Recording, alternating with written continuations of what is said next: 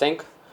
Et ce qu'il faut dire, c'est que le taux d'exécution consolidé des deux ex-ministères en charge de l'habitat et des infrastructures, et nous avons un taux d'exécution de 85,35%.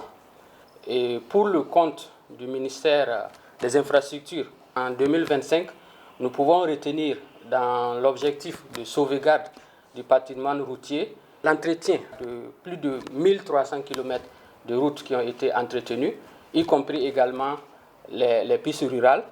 Nous avons également au niveau du développement du réseau routier un certain nombre de projets qui avaient été lancés en 2025 et nous pouvons dire que ces projets ont permis en tout cas d'accroître le linéaire du réseau routier classé et nous pouvons noter que nous avons également la mise en exploitation d'un certain nombre de postes de péage modernes, notamment le poste de péage de Tintilou, de Boutenga et également à l'entrée de Bobo-Dioulasso.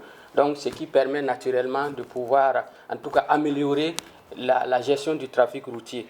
Nous avons également un certain nombre de voiries qui ont été aménagées dans les principales villes de Ouagadougou et de Bobo-Dioulasso, mais également au niveau de l'IGB, le système de cartographie du Burkina Faso qui a été amélioré pour nous permettre de nous doter en tout cas des informations géographiques et qui sont exploitées également par nos forces de défense et de sécurité.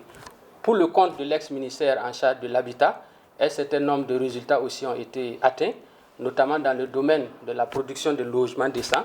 Nous avons produit 1300 logements, y compris des logements destinés aux personnes déplacées internes. Nous avons également, pour le compte de ce ministère, procédé à l'aménagement des caniveaux pour l'assainissement pluvial. Donc plus de 1400 linéaires de caniveaux ont été aménagés également dans les principales villes de Ouagadougou et de Bobo-Dioulasso. Au titre de la gouvernance urbaine de façon générale, nous avons élaboré un certain nombre de documents stratégiques, dont notamment le projet de code de l'urbanisme et de la construction qui a été adopté en Conseil des ministres et qui est en cours, on va dire, d'examen au niveau de l'ALT.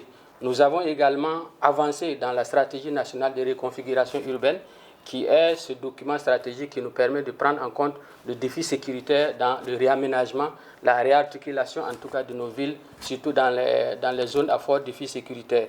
Nous avons également achevé la nouvelle stratégie désormais qui va orienter un peu tout ce qui est aménagement urbain, tout ce qui est urbanisation, tout ce qui est également habitat et logement. Donc ce document a également été finalisé et dans le domaine de la digitalisation, un certain nombre de procédures en tout cas ont été digitalisées et on attend incessamment le lancement de ces plateformes-là.